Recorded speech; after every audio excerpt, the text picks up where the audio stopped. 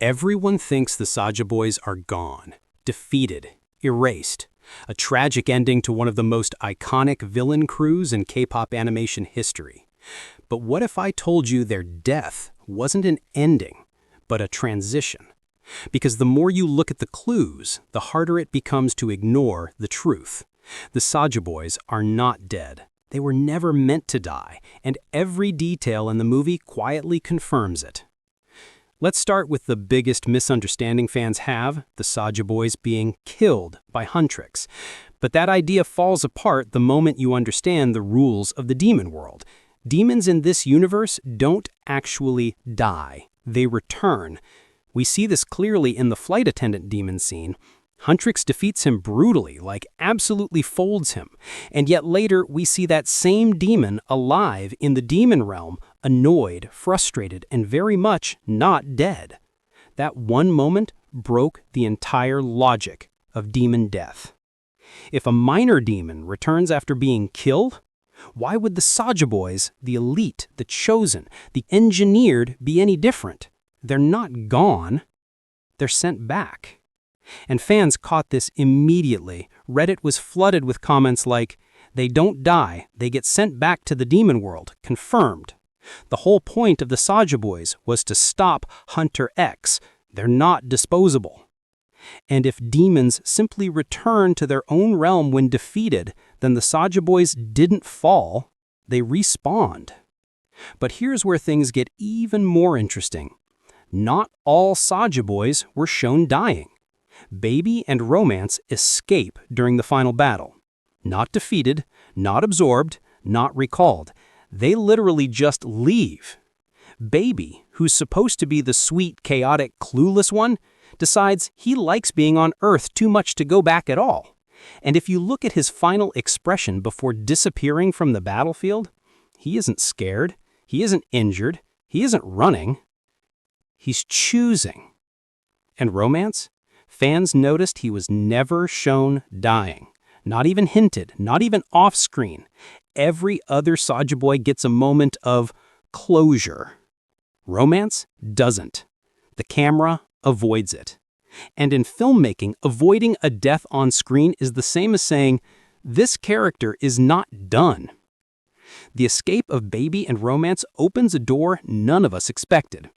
What if these two Saja Boys are already living somewhere on Earth, hidden, blending in, watching the rise of the demon hunters from the shadows? Then we get to the most emotional theory, Jinu. Jinu isn't like the other Saja Boys. He wasn't just a fighter. He was built with a purpose, a role, a destiny. And in his final moment, he doesn't die. He gives his soul away. He willingly binds it to Rumi's sword. That isn't death. That's transformation. A soul stored inside a supernatural weapon is still a soul. Conscious, intact, waiting. Theories say that Rumi will eventually seek a way to free Jinu. Some fans even believe the sequel will revolve around her learning the truth, that the weapon she uses isn't just a sword, it's Jinu's prison. Or worse, his coffin. But here's the part almost no one talks about.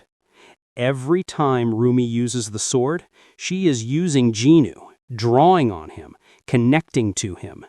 That bond is not broken, it's deepening. Meaning bringing Jinu back isn't impossible, it's inevitable.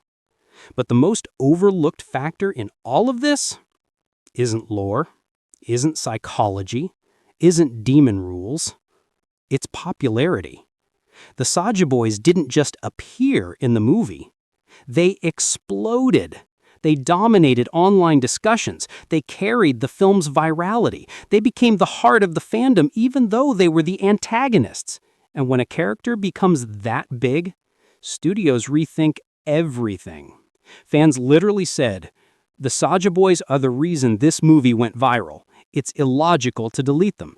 If they don't return, the sequel deserves to flop. And the studio sees this. They know who the audience fell in love with. They know what sells merchandise. They know who fans want to cosplay, draw, and defend in Reddit wars. You don't delete characters like that. You bring them back bigger. Which brings us to the question, if the Saja Boys return, how? Through the demon realm? Through baby and romance already being alive? Through Jinu's soul in the sword? Through fan demand rewriting the script? Or all of the above? Because the scariest possibility is this. What if the Saja Boys didn't just return? What if they're evolving? Demons returning to the demon world don't come back the same. They change, they adapt, they grow resentful, they grow stronger, and the Saja Boys were already engineered to be the perfect anti-Huntrix weapons. Imagine what they become after dying. Imagine their upgrades. Imagine Jinu emerging from the sword. Imagine Baby returning with full power after living among humans. Imagine Romance coming back with a grunge. Imagine the entire Saja squad returning, not as villains, but something worse. Not demons, not humans, not idols, but hybrids of everything they were forced to be. The Saja Boys weren't written as temporary characters. They weren't created to disappear. They weren't designed to lose. They were designed to return. And every clue, every escape, every soul, every demon rule, every fan theory points to one unavoidable truth. The Saja Boys are coming back. The only question is, what will they be when they do?